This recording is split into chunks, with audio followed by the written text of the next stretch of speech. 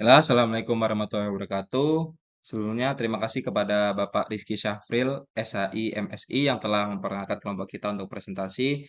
Kami dari kelompok 2 ingin mempresentasikan tugas hukum tata negara yang membahas tentang konsep konstitusi. Perkenalkan, nama saya Ridho Yulio Asmoro. Saya Jasin Danisha Putra. Nanti bisa deh. Saya Najwa Rahmatul Iswara. Saya Nazaidia. Saya Poppy Octavia.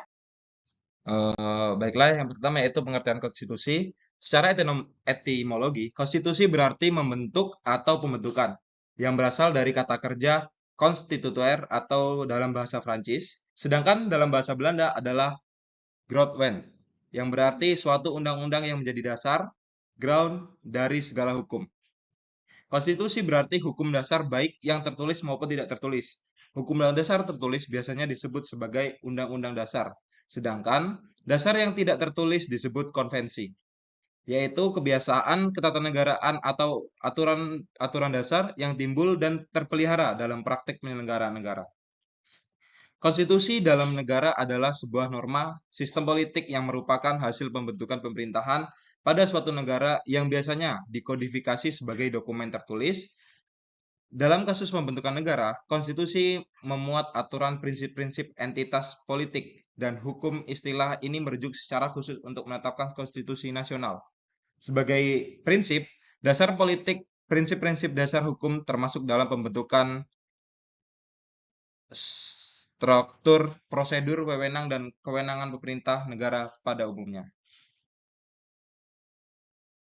Baiklah, yang kedua yaitu sejarah konstitusi. Sejak masa Aden Yunani dikenal dengan istilah konstitusi. Hanya konstitusi yang masih ditafsirkan secara maternal karena konstitusi belum dituangkan dalam bentuk teks tertulis. Hal ini dapat dibuktikan pada Aristoteles pada tahun 384 sampai 322 sebelum Masehi yang membedakan istilah antara politeia dan nomoi. Politeia diartikan sebagai konstitusi, sedangkan nomoi adalah hukum biasa. Di antara kedua istilah tersebut terdapat perbedaan, yaitu politeia mengandung kekuatan pembentukan sedangkan pada nomoi kekuatan tidak ada. Karena hanya materi saja yang harus dibentuk agar tidak terpecah belah, dalam budaya Yunani, istilah konstitusi erat kaitannya dengan pepatah Res bellica constituere. Dari gelar tersebut lahirlah semboyan yang berbunyi prinsip legibus solutus est salus publica super male, yang artinya rajalah yang berhak menentukan organisasi, struktur negara, serta dialah satu-satunya pembuat undang-undang.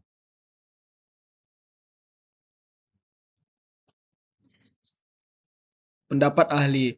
Menurut KC, sedangkan konstitusi adalah keseluruhan sistem ketatanegaraan suatu negara yang berupa kumpulan atau peraturan yang membentuk dan mengatur pemerintah dalam pemerintahan suatu negara. Jevan Appledom, konstitusi adalah undang-undang dasar yang mencakup hukum dasar seperti hukum dasar tertulis hingga hukum dasar tidak tertulis atau biasa disebut dengan konvensi. Siapa nih? Yang ketiga ada SC White Konstitusi, merupakan teks yang mampu menjelaskan kerangka tugas pokok suatu negara, badan pemerintahan, serta menentukan juga berbagai pokok-pokok pedoman kerja badan tersebut. Keempat, Miriam Budiarjo. Konstitusi adalah piagam yang memuat pernyataan tentang cita-cita suatu bangsa dan sebagai landasan penyelenggaraan suatu bangsa. Lalu kelima, Bolingbroke.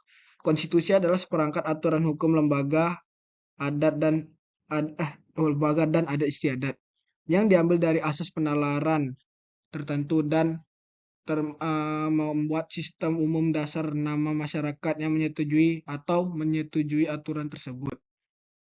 Lalu pendapat yang kedua ini CF kuat CF kuat konstitusi adalah kerangka masyarakat politik negara yang diatur oleh dan melalui hukum. Dengan kata lain, undang-undang menetapkan keberadaan lembaga-lembaga pemerintah yang fungsinya telah diakui dan hak-haknya telah ditetapkan.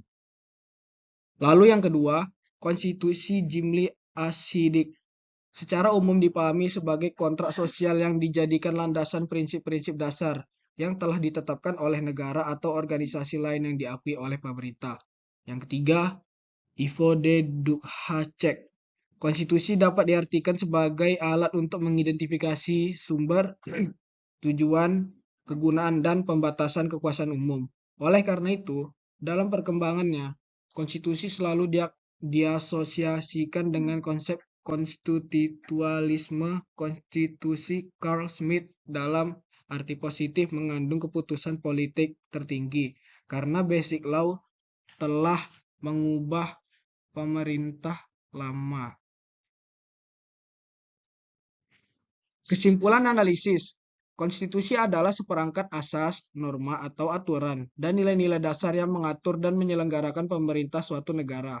Konstitusi adalah segala ketentuan dan peraturan mengenai kenegaraan yang mengatur dan menyelenggarakan pemerintah suatu negara.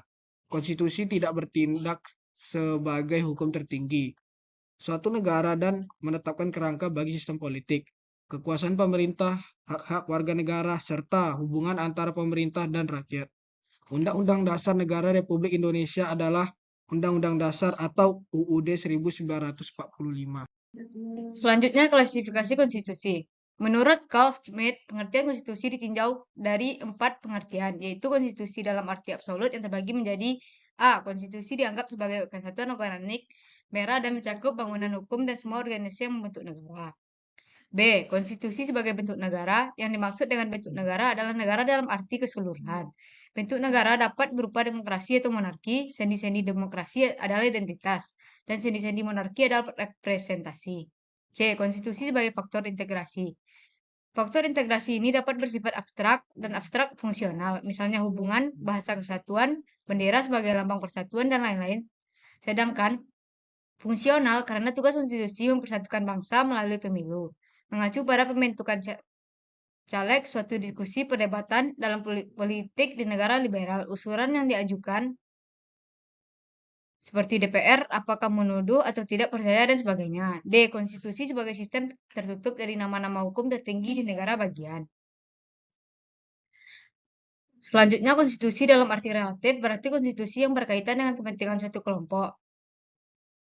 Kaitan dalam masyarakat, misalnya kaum borjuis, konstitusi dalam arti relatifnya adalah dinde tinto tunstances, yaitu A. Konstitusi sebagai tuntunan kaum borjuis liberal agar hak-haknya dijamin dan tidak dirugikan oleh penguasa. B. Konstitusi dalam arti formal yang penting adalah prosedur pembuatan konstitusi yang diutamakan karena isinya penting yang menyangkut nasib secara keseluruhan dan negara.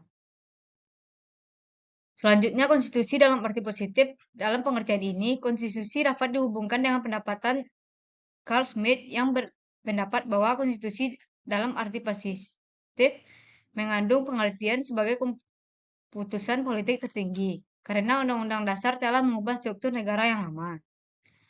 Konstitusi dalam arti sebenarnya adalah impian kaum liberal borjuis sebagai jaminan bagi sesale untuk mengekang hak asasi manusia mereka. Isi konstitusi. 1. Pengakuan hak asasi manusia. 2. Pemisahan atau pembatasan kekuasaan. Dan 3. Struktur dasar konstitusi. Selanjutnya, kedudukan konstitusi. Kedudukan konstitusi adalah kedudukan dan hubungan konstitusi dalam sistem pemerintahan negara. Konstitusi merupakan supreme rendah dalam suatu negara yang mengatur dan mengatur pemerintahan, serta mengatur hubungan antara rakyat pemerintahan. Konstitusi menyimpan pada suatu garis pedoman untuk berbagai agensi gumen termasuk Chandra Gumen, Locke Gumen, dan Lord Gementsdale. Konstitusi berfungsi sebagai landasan dasar bagi Addison Knox, termasuk hak-hak yang mengatur hak asasi manusia, serta hak-hak yang berkaitan dengan pengelolaan keuangan dan keamanan negara. Konstitusi mempunyai kedudukan yang strategis dalam sistem pemerintahan, sebagai bahan pidato dan pedoman bagi lembaga pemerintahan dan rakyat. Lembaga konstitusi mempunyai posisi yang strategis dan memimpin dasar sebagai material penghapusan untuk pengelolaan legal ruangan yang merugikan sesuai dengan konstitusi. Selanjutnya itu fungsi konstitusi. Fungsi konstitusi adalah menentukan dan membatasi kekuasaan dalam sistem pemerintahan negara. Konstitusi berfungsi sebagai dokumen dasar yang mengatur sistem pemerintahan, mengatur hubungan antar organ negara, dan menjamin kesejahteraan masyarakat umum. Selain itu, konstitusi juga berfungsi untuk mencapai keadilan, ketertiban, terwujudnya nilai-nilai ideal seperti kemerdekaan, kebebasan, kesejahteraan, dan kemakmuran bersama. Konstitusi juga mempunyai kedudukan yang strategis dalam sistem hukum sebagai bahan acuan pengelolaan hukum dan pembuatan peraturan peraturan sesuai dengan konstitusi. Selanjutnya, tujuan konstitusi. Tujuan konstitusi adalah menjamin kesejahteraan masyarakat luas dan mencapai keadilan, ketertiban, serta terwujudnya nilai-nilai ideal, seperti kemerdekaan, kebebasan, kesejahteraan, dan kemakmuran bersama. Konstitusi juga berfungsi untuk membatasi kekuasaan, mengendalikan perkembangan dan situasi politik yang selalu berubah, serta berusaha menghindari penyalahgunaan kekuasaan. Selain itu, konstitusi juga berfungsi sebagai dokumen nasional yang memuat perjanjian-perjanjian mulia, memuat perjanjian-perjanjian di bidang politik, hukum, pendidikan, kebudayaan, perekonomian, kesejahteraan, dan aspek-aspek fundamental yang menjadi tujuan negara. Ketika hukum dan konstitusi telah ditipu demi kepentingan politik dinasti, maka demokrasi sedang menuju peti mati. Terima kasih. Baiklah, mungkin itu presentasi dari kelompok kami. Kurang lebihnya kami mohon maaf. Sebelumnya terima kasih sekali lagi pada Bapak Rizky yang telah memberikan kesempatan kami untuk melakukan presentasi.